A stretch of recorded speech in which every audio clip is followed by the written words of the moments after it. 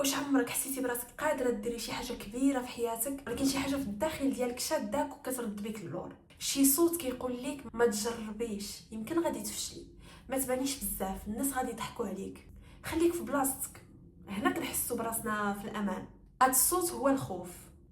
المشكل هادشي ماشي غير كيضرنا، هادشي كيسرق منا الحياه اللي كان ممكن نعيشوها. مرحبا بكم في بودكاست من القلب، المكان اللي كنهضروا فيه بصدق وبهدوء ومن القلب. اذا كنتوا جدادين هنايا فما تنسوش تشتركوا في القناه، وتفعلوا الجرس باش يوصلكم كاع الجديد ديالي، وديروا لايك الى عجبكم هذا النوع ديال المحتوى. وماذا بكم تخليوا لي لي كومونتير ديالكم، حيت ما تقدروش تصوروا قداش التعليقات ديالكم كتفرحني، كنقراهم كاملين وكنحس باللي بيناتنا واحد المساحه امنه اللي كنشاركوا فيها افكارنا والمشاعر ديالنا. في حلقه اليوم غادي نهضروا على الخوف اللي كيربطنا، اللي كيوقفنا، اللي مرات كيخلينا نضيعوا بزاف ديال الفرص، بزاف ديال الاحلام، كيخلينا نضيعوا واحد النسخه زوينه من راسنا. الخوف من اكثر الحوايج اللي يقدروا يحبسوا الانسان في بلاصتو السنين وهو ما حش بهذا الشيء. والمشكل هو ان الخوف ما كيجيناش ديما بواحد الشكل واضح، ما كيجيناش ديما على واحد الشكل ديال واحد البانيك اولا خوف كبير. غالبا ما كيجينا في واحد الشكل بسيط، كتكوني باغيه تبداي شي حاجه ولكن كتقولي مع راسك انا مازال ما واجداش. كتكون عندك واحد الفكره اللي زوينه ولكن كتخليها غير في بالك. كتكوني باغيه تبدلي حياتك، باغيه تبدلي خدمتك، باغيه تبداي واحد المشروع، باغيه تفتحي واحد القناه، باغيه تهضري، باغيه تعبري، باغيه تعيشي بالطريقه اللي انت باغيه تعيشي بها، ولكن في نفس الوقت شي حاجه في الداخل ديالك كتشدك. كتعرفوا شنو هو اخطر نوع ديال الخوف؟ هو داك الخوف اللي كيخليك مرتاحه بزز منك، كتولي متعوده على نفس الروتين، على نفس الحياه، على نفس الاعذار، حتى كتبداي تقنعي راسك ان هذه هي الحياه وخلاص. مع الوقت الانسان ما كيبقاش غير خايف، كيولي محبوس. هادشي وقع لينا كاملين في شي مرحله من حياتنا. انا شخصيا كنظن ان بزاف ديال الناس ما خاصهمش واحد القدرات اللي كثر، ما خاصهمش يكونوا ذكيين كثر، ما خاصهمش حتى فرص كثر، غير خاصهم يتحرروا شويه من داك الخوف اللي حابسين راسهم في وسط منه. حيت شحال من واحد كان قادر يوصل بعيد ولكن الخوف ديالو من كلام الناس مثلا وقفوا. شحال من واحد كانت عنده واحد الموهبه اللي زوينه ولكن خاف من انه يفشل فما حاولش انه ينجح. واللي كيضر في هذا الشيء كامل، الخوف كيسرق منك الحياه ديالك شويه بشويه، انت ما كتكونش حاس بهذا الشيء. عرفتوا الحاجه اللي كنلاحظها بزاف؟ اغلب الناس كيستناو الخوف يمشي باش يبداو، كيستناو يولي عندهم واحد الثقه في النفس، يولي عندهم واحد الضمان، يولي عندهم كل شيء واضح، ومن بعد غادي يتحركوا. هاد النهار اللي كيستناوه راه ما كيجيش، حيت الانسان عمره ما كيحس براسو واجد 100%. ديما غادي يكون عندك داك الصوت الصغير في راسك، واش انا غادي نقدر، واش هذا القرار اللي خديته صحيح، واش ما غاديش نفشل. ولكن فاش كتجي تشوف الفرق ما بين واحد الانسان بدل حياته والناس اللي بقاو في بلاصتهم، ما كتلقاش هذاك الانسان اللي بدل حياته وما كانش كيخاف. كتلقى الفرق الوحيد بيناتهم هو انه هذاك اللي قدر يبدل حياته تحرك واخا كان خايف. دابا تخيل معايا الا بقيتي كل مره كتستنى داك الاحساس المثالي باش تبدا، شحال من عام غادي يدوز وانت باقي في نفس البلاصه؟ شحال من حلم غادي يبقى غير فكره في دماغك؟ الحياه راه ما كتحتاجش منكم تكونوا قويين بزاف، كتحتاج منكم خطوات صغيره اللي تقدر توصل لكم لاحلامكم. تقدر تكون مكالمه واحده، تقدر تكون قرار واحد، تقدر تكون محاوله واحده، وحتى وإلا خفتي راه عادي. الشجاعه ماشي هي انك ما تخافش، الشجاعه هي انك دير الحاجه وانت خايف. راه هاد الفكره بوحدها الا ركزتوا فيها تقدر تبدل لكم المنظور ديالكم على الحياه، المنظور ديالكم على الخوف. كاين واحد النوع ديال الخوف اللي بصراحه كنحسوا به كاملين تقريبا، اللي هو الخوف من كلام الناس. هذا الخوف بالذات كيقدر يقتل الاحلام ديالنا كلها. بزاف ديال الناس ماشي حيت هما ما قادرينش، ولكن حيت خايفين ان الناس يضحكوا عليهم، شكون غادي ينتقد، شكون غادي يقول شوف هذاك شنو غادي يدير، شوف هذاك شنو باغي يدير. شنو كنوليو كنديرو؟ كنعطيو لراي الناس واحد القيمه اكثر من الحياه ديالنا نفسها. كنخليو واحد الناس اللي انا متاكده ان هاد الناس ما عارفينش شنو باغيين يديروا في حياتهم، حيت اللي مقابل حياه الناس وكيبغي يضحك على الناس وكيبغي يستهزئ باحلام الناس راه ما عارفش شنو باغي من حياته. كنخليو هادوك الناس هما اللي يقرروا في بلاصتنا شنو نديروا وشنو اللي لا. دابا الا فكرتي مزيان غادي تكتشف باللي الناس كيهضروا سواء تحركتي او لا بقيتي في بلاصتك. الا جربتي غادي يهضروا، واذا فشلتي غادي يهضروا، وحتى وانا ما درتي والو حتى هي غادي يهضر. ايوا علاش على الاقل ملي غادي نسمع الهضره نعيش الحياه اللي بغيت انا. حيت اللي خاصكم تعرفوه اي حاجه في هذه الدنيا كتكون مختلفه على الراي ديال الناس كتكون كتخوف الناس. فاي شخص بدا شي حاجه جديده، اي انسان خرج من الروتين ديالو، اي واحد قرر انه يبدل حياته، في الاول كيتحكم عليه. ولكن ثقوا بيا، من بعد نفس هذوك الناس اللي كانوا كيشكوا فيك كيوليو هما اللي كيقولوا كنت عارف وغادي ينجح. هادشي علاش مهم بزاف الانسان يتعلم يسمع لصوته هو وما يسمعش للناس، حيت الحياه اللي كتبغي تعيشها كاينه في الجهه اللي انت خايف تمشي ليها. حاجه واحده اخرى، الخوف كيدير لنا واحد اللعبه خطيره بلا ما نحسو، كيخلينا ناجلوا حياتنا. كنقولوا من بعد، مازال الوقت، غنبدا ملي نكون واجد، غنبدل حياتي من نهار يوقع كذا وكذا. ولكن راه الايام كدوز بالزربه، راه فجاه الانسان كيلقى راسو 10 سنين كامله وهو غير كيستنى الوقت المناسب، كيستنى الظروف المثاليه، كيستنى يولي مستعد، مع انه في الحقيقه راه ما كاين لا وقت مثالي، لا ظروف مثاليه، لا احساس انك جاهز 100%. الحياه راه ما كتستنى حتى شي واحد. هذاك الحلم اللي كيبان لك اليوم بعيد بزاف عليك يمكن كيحتاج منك غير انك تبدا.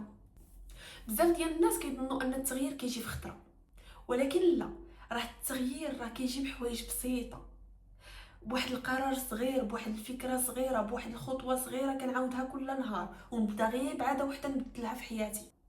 راه حتى الناس اللي كيبانوا لكم اليوم واصلين حتى هما راه شي نهار كانوا خايفين، حتى هما راه كانوا مترددين، حتى هما ما كانوش عارفين من غادي يبداو. الفرق الوحيد بينك وبينهم هما ما خلاوش داك الخوف يقرر في بلاصتهم. اهم سؤال خاصك تسولو لراسك دابا، الا بقيت خايف بنفس الطريقه فين غنكون من بعد عام ومن بعد 5 سنين؟ حيت راه اكبر الم راه ماشي هو غير الفشل، راه فاش كتعيش وانت عارف باللي كنتي قادر دير اكثر ولكن داك الخوف منعك. بغيت نقول لك باللي الخوف راه ماشي ديما العدو ديالك، الخوف راه بعض المرات كيكون رساله اللي كتقول لك هادشي مهم بالنسبه ليك. حيت الانسان راه ما كيخافش من الحوايج اللي ما كتعني ليه والو، حيت داك الحلم مهم عندك. كتخاف تبان حيت باغي تكون مقبول، كتخاف تفشل حيت فعلا باغي تنجح. المشكل كيبدا ملي كنخليو داك الخوف هو اللي يسوق بينا حياتنا. ففي بلاصه ما كنعيشو بالطريقه اللي حنا باغيينها كنوليو كنهربوا بداك الاحساس ديالنا بالخوف، وهذا الهروب كيخلينا صغار بزاف على الاحلام ديالنا.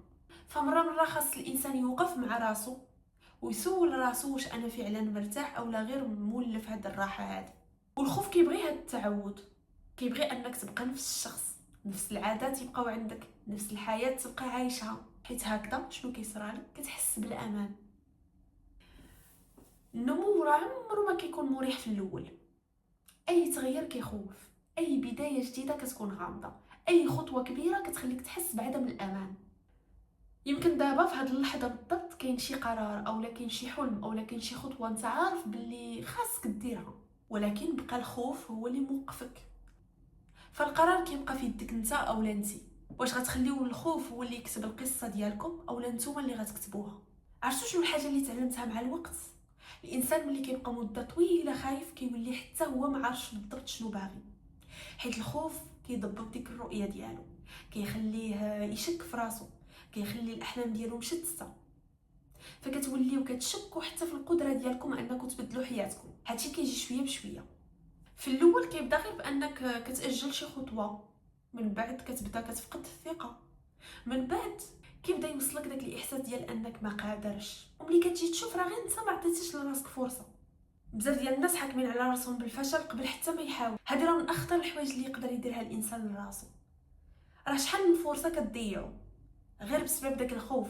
العقل ديالنا بعض المرات كيبالغ بزاف، كيصور لينا الفشل وكانه نهايه العالم، مع انه اغلب الحاجات اللي كنخافوا منهم نهار كنجربوهم وكنكتشفوهم كنكتشفوا باللي ما كانوش صعابين حتى لديك الدرجه. فاول مره كديروا شي حاجه اللي نتوما خايفين منها كتكون هي البدايه ديال النسخه ديالك الجديده، النسخه اللي كتكون اقوى، كتكون كالم، كتكون ثقه في راسها اكثر. ماشي حيت ما بقيتوش خايفين، لا، حيت نتوما فهمتوا باللي نتوما اقوى من داك الخوف. حاجه اخرى مهمه، ما تقارنوش البدايه ديالكم مع النتيجه ديال شي حد اخر، حيت كل انسان عنده الرحله ديالو، الوقت ديالو والخطوات ديالو. المهم هو انك ما تبقاش واقف، خطوه بسيطه كديرها اليوم نحو التغيير احسن بزاف من سنوات كامله وانت باقي في بلاصتك. يمكن اكثر حاجه كتضر بزاف في هذا الموضوع هذا كامل هو باللي الخوف راه ما كيأديش غير الحاضر ديالك، بل كيأدي اكثر المستقبل ديالك. حيت كل مره كتخلي الخوف يربح كتولي الثقه ديالك في راسك ضعف. كل مره كتواجه الخوف وكتحرك كتولي كتبني واحد الشخصيه اللي قويه. الثقه راه ما كتجيش من التفكير بزاف، كتبنى بالفعل. يعني الانسان ما كيوليش تايق في راسو من بعد كيبدا، لا، هو كيبدا كيطيح كيتعلم ومن بعد كتبدا الثقه كتكبر شويه بشويه. هذه حاجه خاص اي واحد يفهمها. ما خاصكش تكون بارفي باش تبدا، ما خاصكش تعرف كلشي باش تبدا، ما خاصكش تضمن النتيجه باش تبدا. خاصك غير تعطي لراسك فرصه باش تحاول، وفرصه باش تغلط، وفرصه باش تكتشف شكون ممكن تولي. حيت الحياه اللي كتقلبوا عليها راه ماشي بعيده عليكم حتى لديك الدرجه اللي كتصوروها نتوما، غير كتستنى منكم ديروا اول خطوه. دابا بغيتكم تخيلوا معايا الا رجعتوا لنسخه صغيره منكم، النسخه ديالك مثلا من سنوات هذه، شنو غادي تقول ليها؟ غالبا ما غاديش تقول ليها خافي اكثر، غادي تقول لراسك جرب، عيش، ما تخليش الخوف يحرمك من الحياه اللي انت باغي تعيشها. بغيت نفس هاد الكلام سمعوا لراسك دابا، حيت الوقت غادي يدوز في كاع الحالات. الاخير خاصك تعرف بلي الخوف عمره ما غادي يختفي بالكامل. حتى الناس اللي كيبانوا لك عندهم شخصيه قويه بزاف راه كيخافوا، حتى الناس اللي واصلين في حياتهم كيخافوا. الفرق هو شكون كيخلي الخوف يسوق حياته وشكون كيقرر يكمل داك الطريق واخا خايف.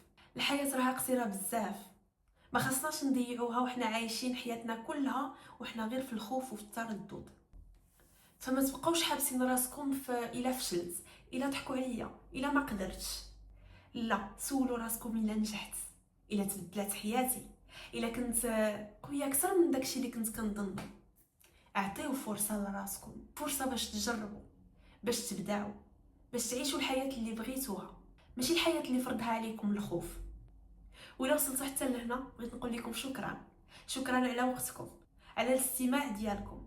ولا عجبتكم هذه الحلقه ما تنساوش تخليوا لي لايك، تشتركوا في قناه من القلب، وتكتبوا لي في التعاليق شنو اكثر خوف حسيتي انه وقفك في شي مرحله من حياتك. كنقرا التعليقات ديالكم كاملين، تقدروش تصوروا قداش كيفرحوني. وخليكم ديما مفكرين باللي يمكن الحياه اللي نتوما باغيينها كتستناكم غير تاخذوا خطوات بسيطه باش توصلوا ليها. نشوفكم في حلقه جديده من بودكاست من القلب.